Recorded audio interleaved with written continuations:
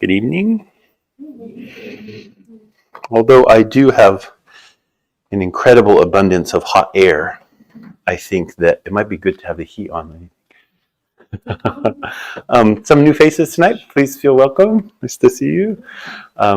This is the seventh class in a series of 8 on the Genjo Koan, this very central text of Dogen Zenji, the founder of this particular school of Zen Buddhism in Japan. And like I mentioned many times, Genjo Koan is considered to be like the core text of his expression of the Buddha way, the Buddha Dharma. And so it's probably the most studied of Dogen Zenji's texts. Scholars believe that it was placed first by Dogen himself in the compendium called the Shobo Genzo, which he was compiling at the time of his death. And we don't know exactly what his intentions were for all of that. There's some guesses that he had planned to write 100 fascicles. There aren't that many, but there's still a lot. I forget the total number. It's like 70 something. And the Genjo Koan was placed at the beginning. So that's one of the reasons that it's studied so much. It's also nice that it's not so long. It is enigmatic, like most of Dogen Zenji's teachings. And so it oftentimes takes quite a bit of relationship developing that is really, I think, the key to deep study of the Buddha Dharma. Is developing relationship with texts. And I've talked a lot about this in this class, not just in an extractive modality, like I'm reading the text and taking the meaning out and then I'm done, but developing a relationship that unfolds over time. And certainly Dogen challenges us in that way because he doesn't write in such a way that you just read it and go, okay, yeah, I get what he's saying, and then move on.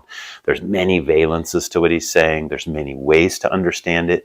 When it's read in the Japanese, the wordplay is phenomenal. He's a genius writer, and he plays with words. It doesn't come through in the English because they're word plays, and you can't really translate them. But there's that kind of rich quality, and even in English, you can get a feel for how it is that he's quite free with words. He's very precise. It doesn't mean he just says whatever and then says it's true, but he has a kind of freedom with language to express the Dharma that's I find very challenging and encouraging at the same time. So hopefully you're getting a little taste for that as we're going along here each evening. I wanted to remind people before we got into the meat of the text tonight, something that I had referred to a lot in the first couple classes, and that was saying that if we understand this text as being a central text or a foundational text of the Shobo Genzo, which is that compilation of Dogen Zenji's, which means the true Dharma I treasury. What I was saying was we can just understand that label, Shobo Genzo, as a label for a compilation of texts that he decided to call the Shobo Genzo. But if we think about that title a bit, we can also think about why did he choose that title? What is the title pointing to? And if we take Shobo Genzo and we look at the middle part, which is Hogen, that means Dharma I.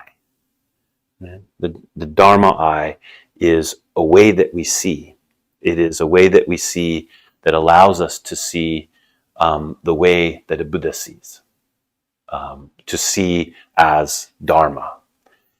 And so it's no mistake that he didn't just chose that willy-nilly. He wasn't like, oh, what would be a good name for a text? He chose it to tell us that the texts that he's writing there are all texts about how we see. What is the way in which we encounter the world? What's the way in which we receive the world? And he's inviting us into a way of seeing the world, which is referred to as a Dharma way of seeing the world, or a Dharma eye. I also talked a lot about this term Nehan Myoshin, which is the wondrous heart of nirvana. And I was saying that this is the one of the first things that it's a term that exists at the foundation of the lineage. When Shakyamuni Buddha took his seat to teach the daily teaching, it said that one day he didn't say anything; he just remained silent. And he picked up a flower and he twirled it in his hand, and his very close student Mahakashapa smiled. And the Buddha said, "Mahakashapa, to you I entrust the wondrous mind of nirvana." Okay? Actually, he said, the Shobo Genzo, the true Dharma I treasury, wondrous mind of nirvana. So when Dogen Zenji chose that, he chose the first half of what the Buddha said to Mahakashapa. So he's referring to that whole thing, the wondrous mind of nirvana. So what is that wondrous mind or wondrous heart? We have this problem with this word. The character in Chinese is very simple. You see it in calligraphy a lot, and sometimes gets translated as mind and sometimes gets translated as heart. When you translate it as mind, people tend to get too cerebral, and if you translate it as heart, people tend to get too emotional. And so I just interchange them willy-nilly, but it's the same word in the Chinese anyway. So he was talking about this Dharma I, and he's talking about this wondrous heart. So all of these teachings that he gave, and the Genjo Koan is no exception, it is a prime example of teachings that are guiding us in how to see with the Dharma I, how to know with the wondrous heart. And that's the purpose of the study of these texts, is to cultivate our capacity for that kind of seeing and knowing. Or we could say that the teaching or the practice itself is the seeing and the knowing. It's not just we don't even have to say guidance exactly. What we call practice or what we call Dharma teachings are all just an example of seeing and knowing something in a different way. And then it's presented in that way, right? Dogen says the stuff that's hard to understand because we don't typically see with the Dharma I. We don't know with that wondrous heart. But he says it in a way to help us align, and then we can start to see things in that similar way. So that's kind of a line I really laid on very thick the first couple classes. The reason I'm bringing it back now is because it really relates to something I was talking about last week quite a bit, which was the Dharma position. And if you remember in section 8, where it talks about the firewood exists at the Dharma position of firewood, ash exists at the Dharma position of ash. And I was making this point that the Dharma position, again, just to remind people, I write the characters because there's some people who read the characters that's helpful for them to know it. But don't, if you're into it, great, please write them down, but don't be intimidated by them. So this is the term which means Dharma, and this means position. Okay. So one way we can understand what is the seeing and knowing, what's the seeing with the Dharma I? It's seeing the Dharma position of things, not just seeing their normal kind of reduced way of encountering them. Like, oh, I know what a rock is. This is a rock, right? That's our kind of diluted way of seeing things. But the Dharma I can see the Dharma position of things. The wondrous heart can see the Dharma, can know the Dharma position things. And the Dharma position of things is it's a kind of technical term. It means that things just exactly as they are, without any iota of relationship or difference or change or anything, completely reflects all of reality. And this is a very core teaching within Mahayana Buddhism. And last week I was talking about the Indra's net, which is a famous teaching from the Flower Garland Sutra, which is a sutra that purports to be the contents of the Buddha's awakening. It's really thick, and the papers are very thin. But it's a wondrous text. It's just really cosmic. And one of the images that comes up in that text is this jeweled net of Indra. And the image is that all things, any phenomena that could be experienced is like a jewel that's in a net. And we could just think of a two-dimensional kind of net, but this is actually a multi-dimensional kind of net. and that each of the jewels is like in the nexus of that net, and it reflects all the other jewels. So any given jewel completely reflects every other jewel that there is in the net. And that's an image that's offered in that sutra as a kind of metaphor for how things are. That's about the Dharma position. That means that anything, just exactly as it is reflecting everything. You could say it's reflecting the whole, but it's a little more specific than that. It's actually reflecting all possibilities. It's reflecting all phenomena in all cosmoses through that one thing. So when we talk about the Dharma eye's capacity is to see the Dharma position. The wondrous heart's capacity is to know things as their Dharma position, which is the opposite of the reduced way we normally see things. When I use this word, I know I use this word a lot, but what I mean by it is if, we say, this is kind of a way to think about it. Oh, it's just a flower. Or we could say, oh, it's just a picture of a flower. The part where you say, oh, it's just, that's the reduction. And most of the time you're not saying it's just, but you're encountering as if it is just a flower. Oh, it's just a flower. I don't mean just a flower. I mean like, oh, it's just a flower. Like the dismissive quality we have of things because we know what they are, right? We say, oh, I know what it is, move on. I know what it is, move on. I know what it is, move on. And that kind of knowing, the kind of knowing that can be a reason to ignore something is a lot of our modality because we're in a subject-object relationship with things all the time. And we need to deal with them, right? We've got to live our life. We need to deal with things. And so the things become reduced to what we think they are, how they benefit us, how they're useful to us, what we know about them or not know about them. And this way of thinking invites us to do something different. It says, no, things are actually totally alive. This is why you'll see in iconography a lot of times things will be on fire. There's celestial fire.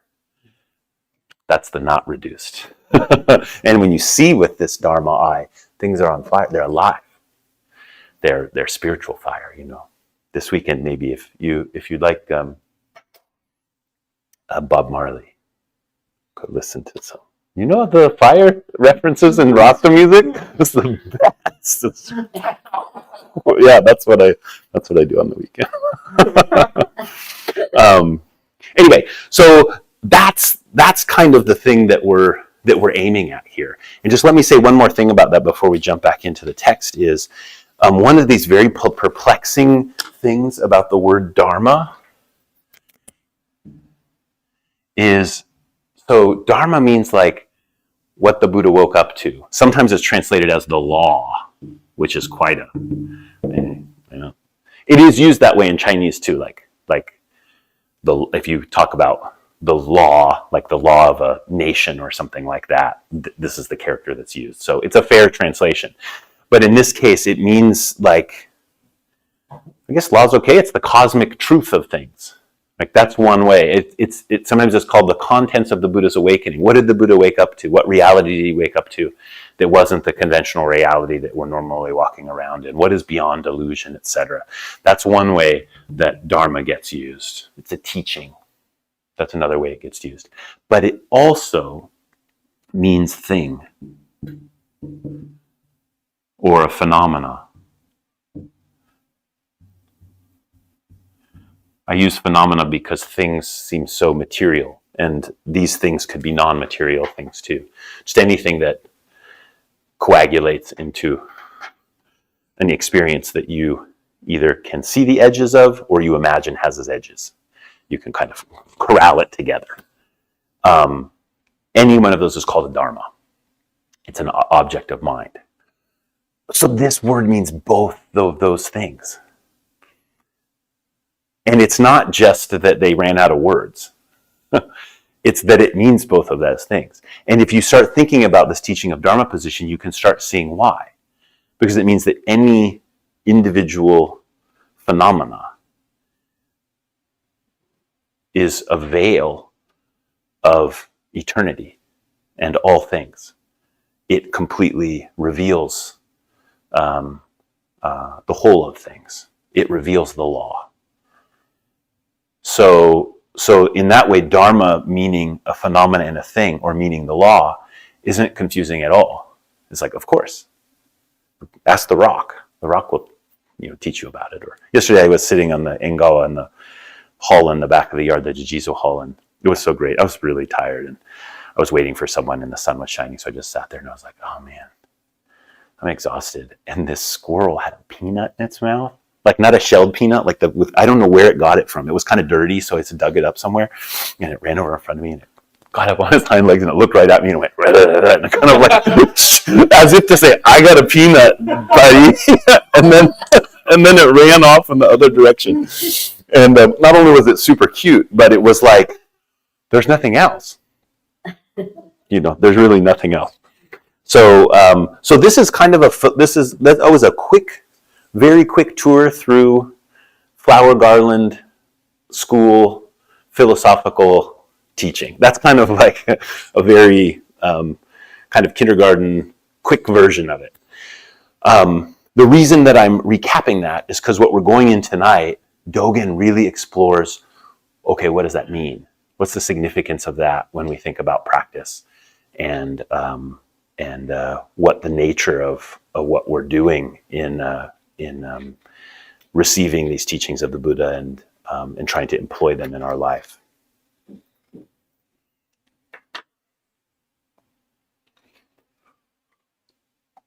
I wonder what people do that live places that there aren't squirrels. When I go to the last place I went, there weren't squirrels, there was lizards. So that was pretty cool, because I was like, okay, lizards can take the place of a squirrel, but they can kind of maybe help me in the way that the squirrels help me. Okay, so last week we talked about section 9 and 10 quite a bit. And we talked about the when a person attains realization, like the moon reflected in the water. And then we talked about when the Dharma has not yet fully penetrated into the body and mind, and when it has fully penetrated into the Dharma, into the body and mind. I don't want to talk too much about that because we have a lot more that we can get into tonight, but I did want to kind of make this point as kind of a recap of what I talked about last week is, when you're working with a text like that, you start seeing relationships appear. And one relationship that you might pay attention to is Dogen has a habit of, he'll explain something, he'll kind of give you an example of a picture of something, and then he'll take it away from you. And he does that a lot in his writings. And sometimes he'll do it like, you may think, and then he'll give this beautiful explanation of some Dharma principle. You're just like, yes, exactly, that's what I think. And then he'll say, but if you do, you're a total buffoon. And then he'll just kind of like rip it out from underneath you. And usually when he says that, it's because the thing that's there is actually, it's not you're a total buffoon for thinking that. It actually has its place, but it's kind of stuck. It's such a beautiful place, you can get stuck there. And then you sort of, reside in that place. So that's a thing that happens in Dogen's writing quite a bit. And I really appreciate it. I like having someone that will pull the rug out from under. That's nice. In the relationship between 9 and 10, there's some of that going on. So he gives us this picture of realization. He's saying it's like the moon and the water, and it's beautiful. He says no matter how small the drop of water is, the moon is completely reflected in it. And this is the nature of the relationship between realization, between awakening, and between our minds, between mind. And that the water isn't destroyed by realization, the moon isn't captured or reduced, that these two things completely penetrate each other. They're completely intimate. So that's a beautiful picture. I like that picture. I believe in that picture. But then in 10, he goes on to say, when the Dharma has not yet fully penetrated into body and mind, one thinks that one is already filled with the Dharma. So, okay, you think you're a drop of water, huh? You think you're fully reflecting the moon, huh? That's an example of the Dharma not fully penetrating your body. So let me give you the picture, and then let me tell you, if you think you're feeling that, that's not what I'm talking about when I'm talking about full penetration. Okay? If the moon is really completely penetrated in that drop of water, that's not a matter of you having an experience of capturing the moon, right? That, oh yeah, I'm just a little drop of water, but I'm holding the whole moon. He's saying, no, that's not what the experience is. It's not like that kind of grasping. He's saying, actually, when you truly encounter the Dharma, it's going to feel like there's something lacking. That line to me stands out as one of these most severe and profound lines that Dogen puts in here, where he says, let me just read it, make sure I'm giving it to you correctly from our translation. When the Dharma fills the body and mind, one thinks that something is lacking. Kyogo, who's one of the earliest commentators on this text, said, one Dharma completely penetrating all Dharmas is expressed with the words, not enough. That's one way of translating when in our translation is something lacking. Well, think about that for a second. When one Dharma completely penetrates all Dharmas, right? In that place, it's not that we feel like everything's just full and whole. He's saying that's a place where you feel like there's something missing, or there's something else to be encountered, or there's another side that I know that I don't see. That's the quality actually of meeting the Dharma completely. And this is a big spiritual issue. Almost everybody who's involved in a spiritual practice does this thing. I was just talking with someone about this morning. It's kind of fresh on my mind. They go, me. That's me. Yay. It kind of looks like me. I don't know if the nose needs a bump. Too big of a bump. Okay. And then there are things, perhaps a flower. Okay. And while I'm studying this relationship and the encounter and the experience of the flowers, not exactly me, but not exactly not me, and all of the things that go along with that. When it's just a flower, maybe I stay there. But if it becomes challenging in any way, I very, very quickly abstract myself. I'm not going to draw myself so realistically because I'm more abstract in this case. And I look down on the situation. And I observe. I observe myself observing the flower. Right? This happens like that. And because this position seems like an elevated place, right? I'm just looking out over everything. I'm in the high position with my view. I'm on the top of the mountain looking down everything. When you go hiking and you come up to this place, a lift, and you can see out over everything, you feel like a god, and it feels great. And it is great. It's a good thing. But that's a place where we pool. It's a retreat, actually. And here Dogen's saying, wait a minute. No, you don't get that perspective. If you're really talking about interpenetration, buddy, you can't abstract yourself out here and then talk about it as moon and water. You want the full reflection of the moon? It's not going to feel like this kind of removed aha experience. It's going to feel like, oh, what?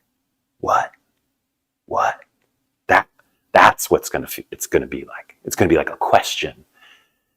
And that's actually fulfilling. This other one is reductive. You end up reducing the phenomena to your labeling and your idea of it. But this other one, the lack is not a disappointing lack necessarily, right? It's the lack which keeps us engaged, that we want to know more about this thing. And I don't know if I brought this up last week at all, but if you think about this, like if there's someone you really like say you're in love, you know, you don't want to know them, right? That's horrible, right? You don't want to just like, I've got my graph here. I know this, da, da, da, da, da. That's not the point. The point is like the continual yearning to know. The true encounter is an encounter in which we're not trying to own both sides. That's where penetration becomes possible, right? When we're not trying to own both sides. That the water actually meets the moon, rather than making a story about how they're not separate. And the non-separateness gets expressed through not trying to be the one who gets to say that they're not separate. So that's kind of what he's doing here in this one. And then he goes and he says, and he tells us, if you go out in a boat and you're in the middle of the ocean, it just looks round. But it's not round. It's not square. It looks like to you like an ocean. To a fish, it looks like a palace. Right? To a heavenly being, it looks like a jewel. I love that one. The heavenly being, it looks like a jewel. Because think about like if you were a heavenly being, the whole earth would just be like you just hold this jewel. I think it would be a beautiful jewel. It's very smooth, I heard someone say if you shrunk it down, it's like smoother than a billiards ball. It would be shiny. I mean, the pictures we have from outer space looks really beautiful, So, and mostly it's ocean. That's how you would experience it. So, Dogen's saying that we only get to see as far as our eye of practice can see. He's not saying look for the place where you can see all the characteristics simultaneously. He's saying recognize that the characteristics it's an open system. I don't even want to say infinite, because infinite means kind of like, I don't know, it's too final. But an open, you know what I mean by open system? Like language is an open system. It's creative, it's self-creative, it just keeps going. And so this world that Dogen is inviting us into is an open system world in which things are continually present and emerging.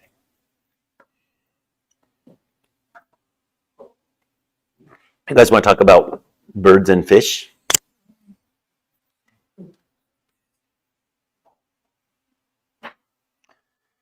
So if that's the 9 and 10 part, then we get to 11 and he's going to continue on with this exploration, but now he's going to talk about the implications. How is this lived out? So he's giving us a lot of kind of philosophical content here. Again, a lot of it coming from Huayan Buddhism, but which forms the basis of a lot of Zen from a philosophical perspective. But Zen really emphasized it's not enough to understand it philosophically, that it has to be expressed through our life. And so Dogen starts to shift into that part. He starts to shift in what is it to express this? How do we find our path? How do we find our way with this? And he brings up this issue of the fish and the birds, which I just think is so great. Those images. So the thing to think about this when you're reading this part is the water and the sky, and the water and the fish and the sky and the bird.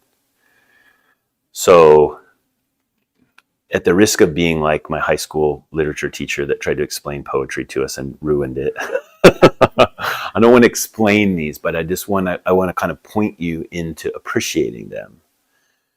That the water and the sky here, if we take them too literally, then we will say things like, well, yeah, of course there's a limit to the water. And here he said there's no limit to the water. So of course there's limits to the water because there's only a certain amount of water on the earth, and we go into this kind of very literal way of thinking about it. Water here is water. He's literally talking about water, but he's talking about water that has no not water. Water is also very traditionally is a symbol of heart. It's a symbol of mind. It's a symbol of consciousness, and deep water is a symbol of deep consciousness. And so when he's talking about the water and talking about a fish, we should be considering that he's not, it's not just so clear like, oh, I'm going to use this as an example to tell you about your mind. He's talking about water and fish, but he's using it in this very open way that helps inform us. There's a great line at the end of his poem on Zazen. He has a kind of pointing about Zazen poem, and it's like if I can paraphrase it. Actually, I can't remember if it's his or Wanshi Zenji's, where he says, looking into clear water, you see the fish lazily swimming by. It's talking about Zazen. It was really beautiful. It's like clear water is mind, is consciousness itself. And if we see into consciousness itself, there's always a fish, right? That it's not just about getting rid of all the fish to have like a clear mind. That the fish is the expression of all the water. Do you ever had that? You ever go like up to the mountains and you look in those deep rivers and you see a steelhead down at the bottom, kind of, doing this. When I go with my son-in-law, he's always like, "How do I catch that steelhead?" I'm like, "Ken, shut up! I just want to look at the steelhead." They're down there and they just hang out at the bottom. There's one place on the Umpqua you can go to where they pool. There's a waterfall there, and they all come up to that place and they wait till the rains come and the water gets heavy enough so they can get over the waterfall. And there's this guy, you guys know about this guy? This guy, he lives in a trailer up there and he just counts the fish. He's just like a guy who decided that's what he was going to do with his life. And he put this trailer up there, and then the Forest Service, they're like, this guy's like helpful, because one of the things he keeps people from poaching. Because if you wanted to catch some steelhead, you just go there, and then like you just like shotgun them out. I mean, there's like unbelievable quantities of them in this pool, and it's perfectly clear. Anyway, how do I get off on that? Oh, looking into the water and seeing the fish. When you do that and you see the fish, this fish is not separate from the water, but there's also a fish and there's water, and this becomes a poetic expression about a dharma position. The fish's dharma position as a fish is an expression of the whole ocean, or all of water. A bird's flying through the sky is the same thing. A bird's flying through the sky, just an empty sky, that's one thing. But when we have a bird flying through the sky, then the bird becomes like this expression of the whole sky is also a bird. Now, sky is interesting because the character for sky also means emptiness. So it's used, this is the character, and it's a character for sky. Like if you're just talking about the sky, there's stars in the sky, or there's clouds in the sky, or there's a bird in the sky, you would use this sky. But you also use it for empty in the sense of like an empty can, but also emptiness in the sense of a Buddhist sense, that something is empty. All of those are contained in this character. So when any Buddhist person of East Asian persuasion is talking about the sky, yeah, they're talking about the sky, but they're also talking about emptiness. In a way, Dogen here could be talking about the emptiness of what we think of as my interior mind and the phenomenal world. The sky is out here. I look out into the world, and it's just emptiness upon emptiness, and yet there's full of things. But the things are not in the way of emptiness, and emptiness does not undercut the things. And inside is the same way. It's like this vast, this deep current of mind. And the fish doesn't obstruct the water, and the water doesn't obstruct the fish. They're like the moon and the water in this previous place.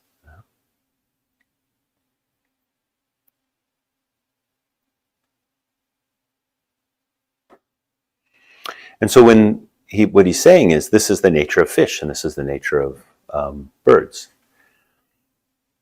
He says that the water is life, the sky is life, fish is life, a bird is life. That's so beautiful. that they why is it life? You know, I would say we could say it's life because in this expression, things are not stuck on their isness.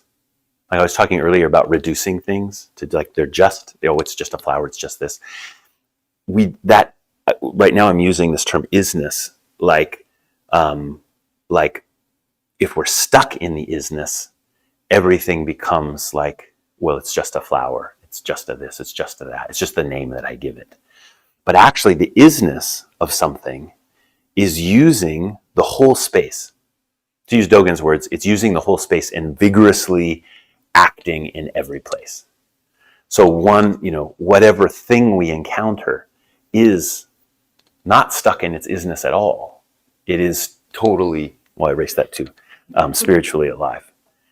And that's a kind of expression that he's inviting us to here. Now, I'm not sure how it is to follow all of that I'm saying there, but I'm going to, sure. Vigorously acting, I mean, is there any more, like, in a Japanese translation that might make it amplify it a little bit? Does that one doesn't quite turn your crank? No, it does, but because it's fully alive. Right. So maybe that's all it means. So. Yeah, and he says that it's vigorously acting in every place, right? Yeah. Yeah, in this way, each fish and each bird uses the whole space and vigorously acts in every place.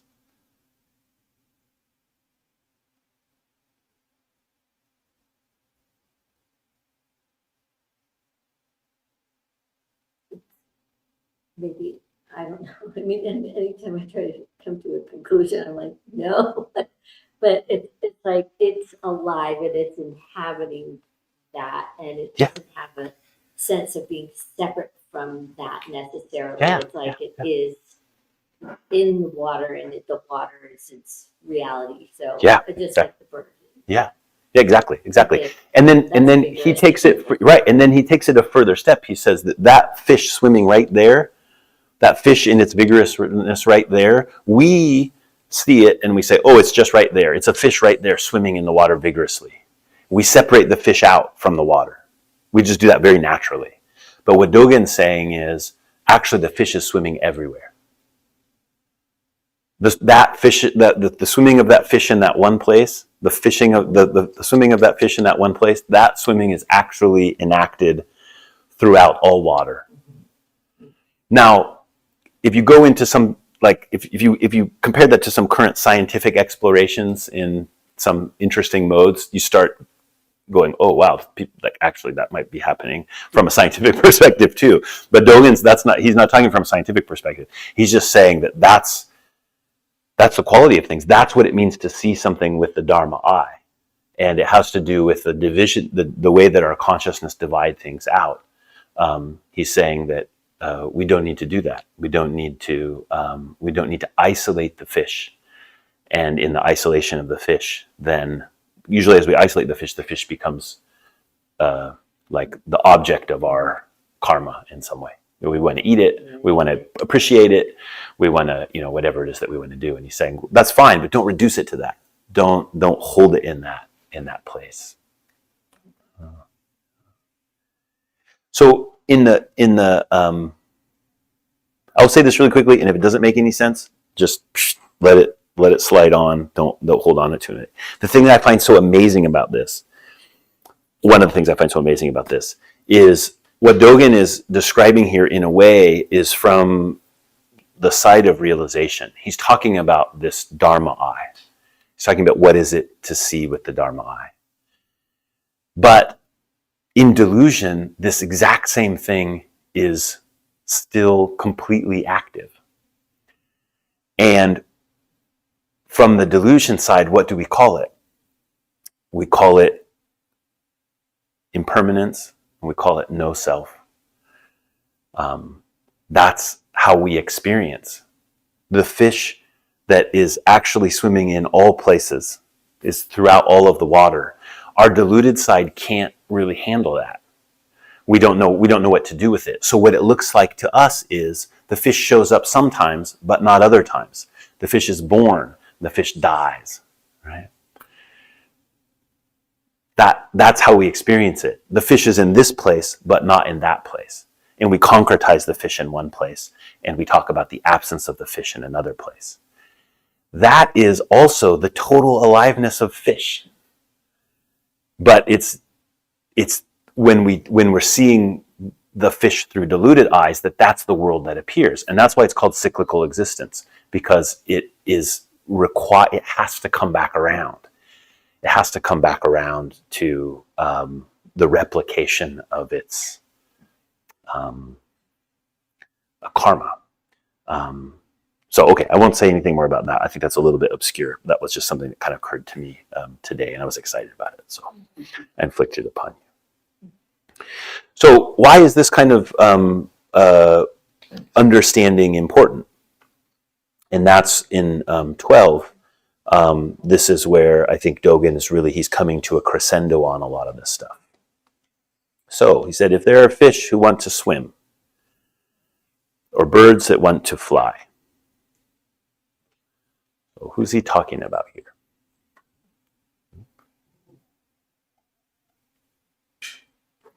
He's probably talking about everything, but he's definitely also talking about us. And if we want to do that flying and that swimming, only after we investigate the entire sky or all the water, they will find neither path nor place. So if we say to ourselves that, okay, I want to swim, I want to do that, I want to fly, but first tell me, what's the nature of the sky? How far does it go? What's on the other side over there? What's this? What's that? What's the danger involved? How can I keep myself safe? All of those things. If I want to investigate all the limits, I need to know it before I do it. Then he's saying, you can't actually study this thing that I'm talking about. If you need to have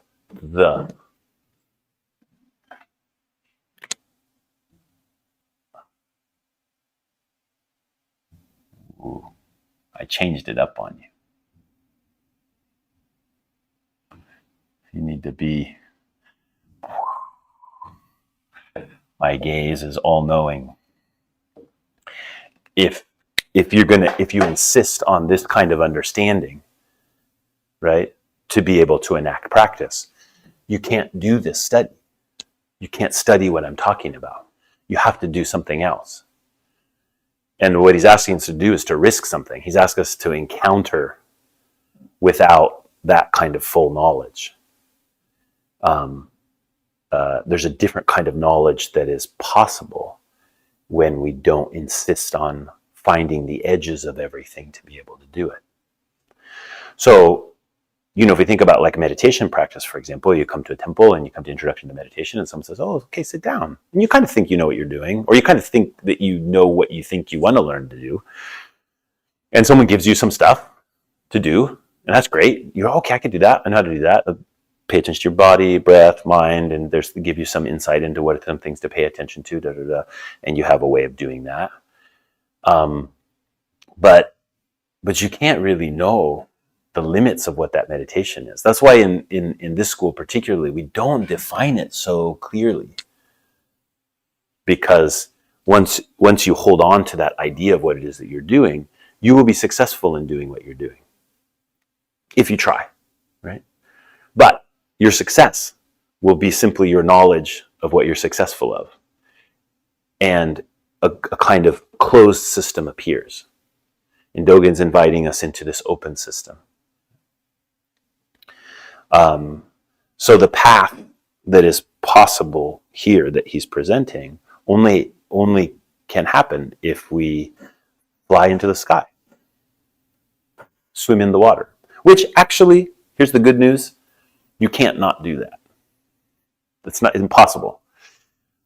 So, even though we try to find this kind of place that we can grasp onto. We just generally don't.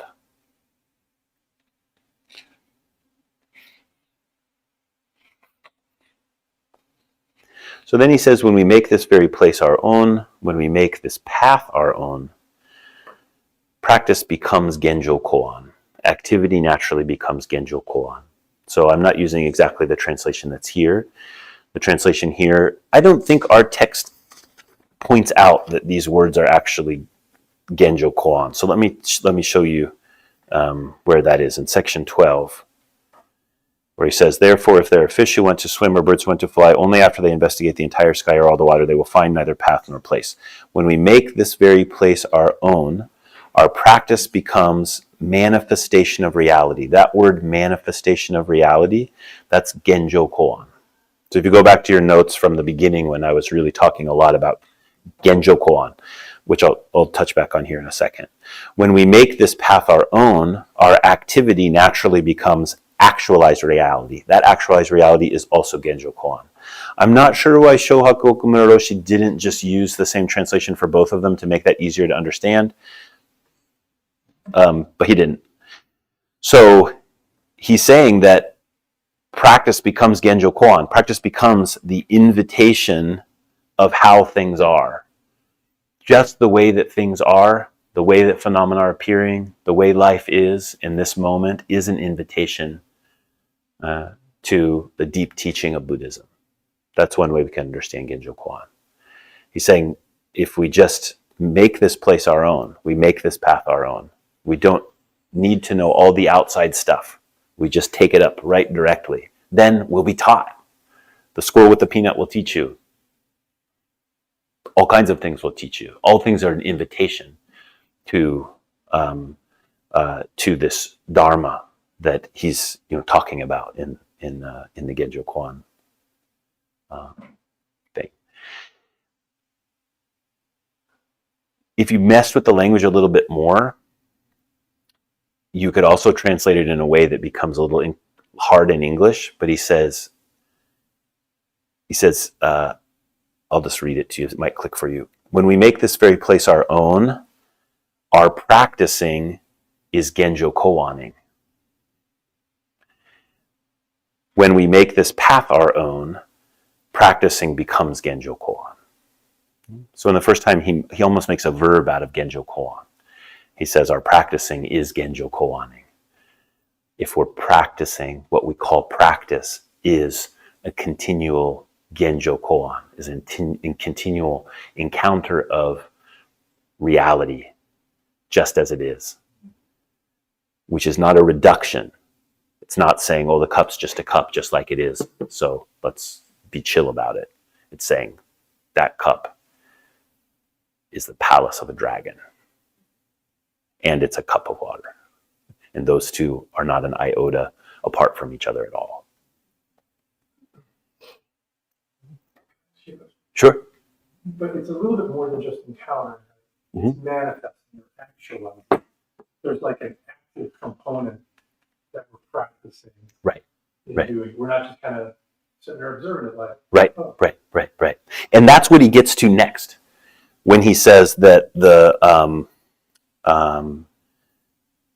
at the bottom here where he says, sorry, let me find the line.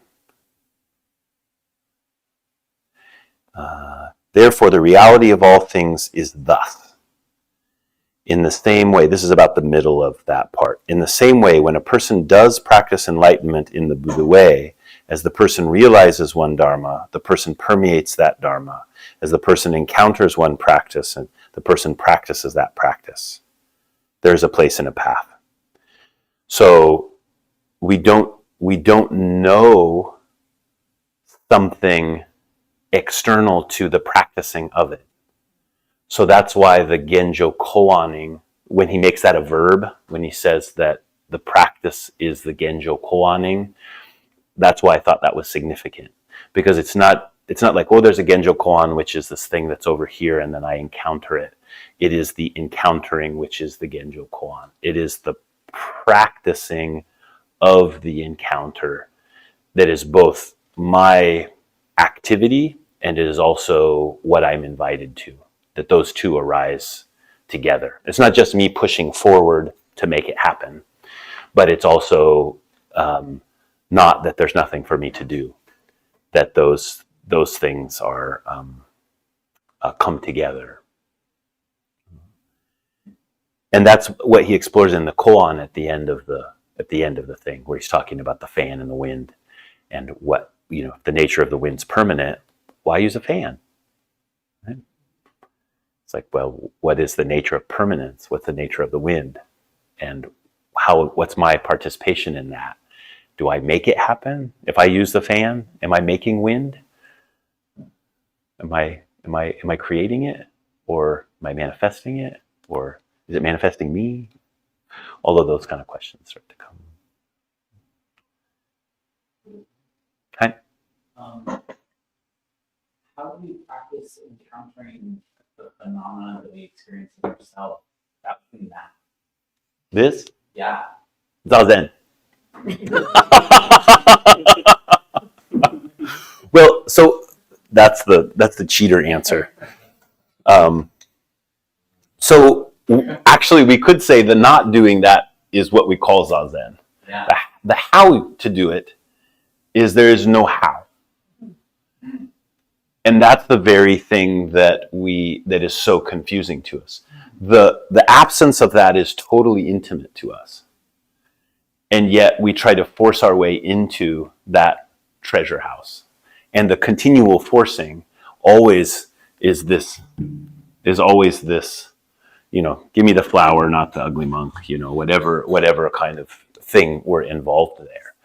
So this is why when Dogen gives the instructions for Zazen, he uses this very famous line that goes all the way back to the third ancestor of Zen in China. He says, take the backward step. Right? So we could think of all of Zazen and all of a life rooted in Zazen is studying what is that backward step. What is the step which is not trying to clarify the objects of my mind or through my subjectivity, but knowing those phenomena as an invitation back to that intimacy. So in the beginning of the text, when he says all things coming forward and carrying out practice realization through the self is realization. That's what he's talking about. But he also doesn't make an opposition between that and the delusion. It's carrying ourselves forward to carry out practice and realization through all things is delusion. He doesn't, it sounds like he's making, like, this is delusion and this is enlightenment, do this one and not do that one. But if you pay a little bit more attention to it, both of them have practice realization. He's saying that both of those are qualities of practice realization. And that what a Buddha does is a Buddha becomes awakened to delusion. And what deluded beings do is we become deluded about the awakening. So he won't separate the two from each other. But that's always what we're trying to do. We think like, if I want to not do it this way, I need to separate something out. Even I need to separate this out. And I've been pushing you in that direction. Don't do this. Get rid of this. If you could just get rid of this, then everything would be fine. But that's also deluded. Right? So that's why the answer just Zazen is easier, because it points to that backward step. It's just saying, well, that's what we're studying, is that relinquishment.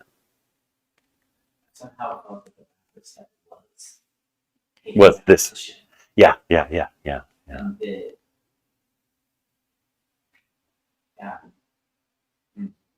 So here's the thing. I don't know if this is helpful or not, but let me give you. This is kind of a way that my mind works.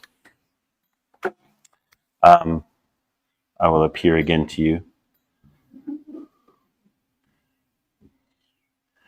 But I think it's going to be a chicken this time.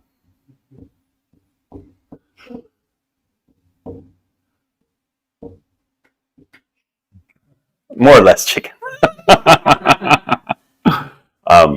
So if you're looking at the chicken, one thing you can do is you can look at the chicken and you can forget about yourself. And the chicken's the object of your perception. And whatever inspiration, whatever reason, whatever intention you have in looking at the chicken is just completely contained in your perception of the chicken. Right? The way you see the chicken is going to be fully informed by all of the karma that brings you to that moment of seeing the chicken. Yeah. So then there's another possibility, which we could say, oh, I'm going to watch myself looking at the chicken. And I'm going to try to see all of those karmic underpinnings and all of the things that I'm bringing to the situation of looking at the chicken. Right? And that's not a bad thing to do.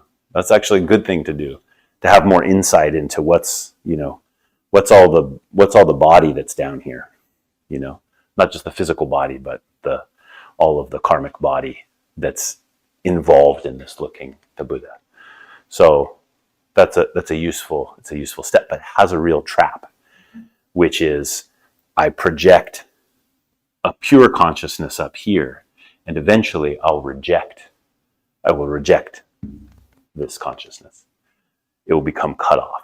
And that's very common in spiritual practice.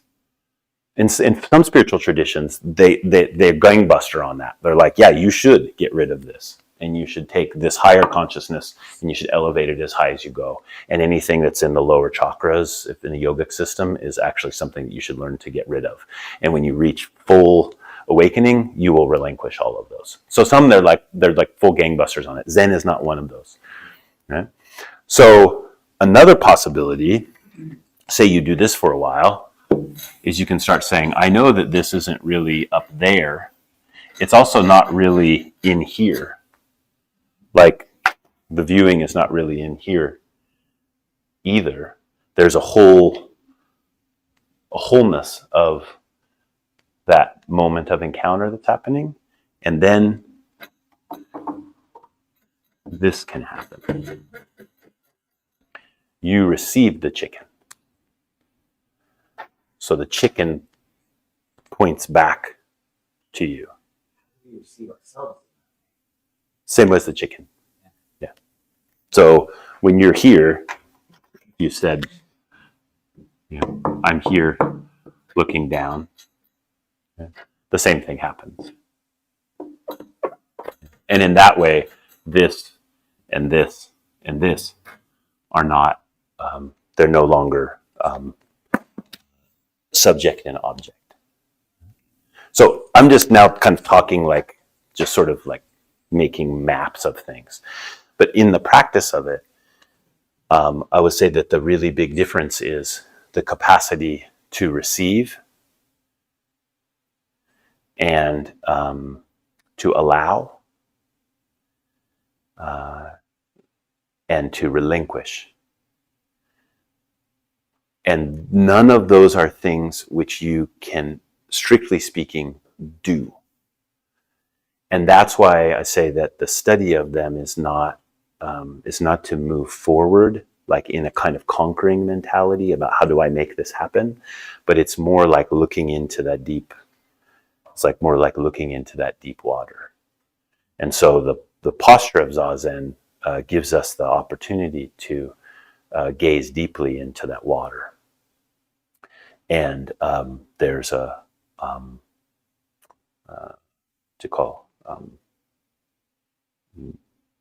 undoing that's possible there. That is beyond my doing. That's my story, at least for tonight. So we will talk a little more next week about the end of this chapter 12, about views and things becoming views, etc. And then we'll go into the Zen Master Hotetsu of Mount Mayoku a little bit, and the long river of cream. I think that probably sounded more delicious to Dogen than it does to us. I don't know if that's because you can just go buy cream at the store or what it is, but I think it had it actually comes from well, I'll talk about it next week. A little bit over. Buddham saranam gacchami Dhammam saranam gacchami Sangham saranam gacchami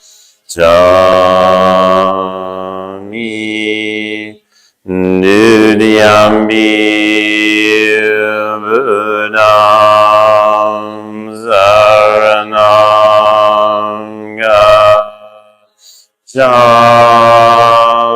gacchami Dudiyambi Dhammam saranam gacchami Dudiyambi Sangham saranam gacchami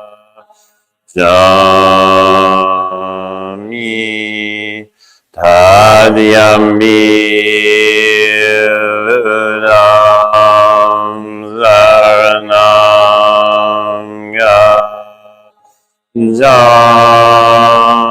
gacchami Tadiyambi Dhammam saranam gacchami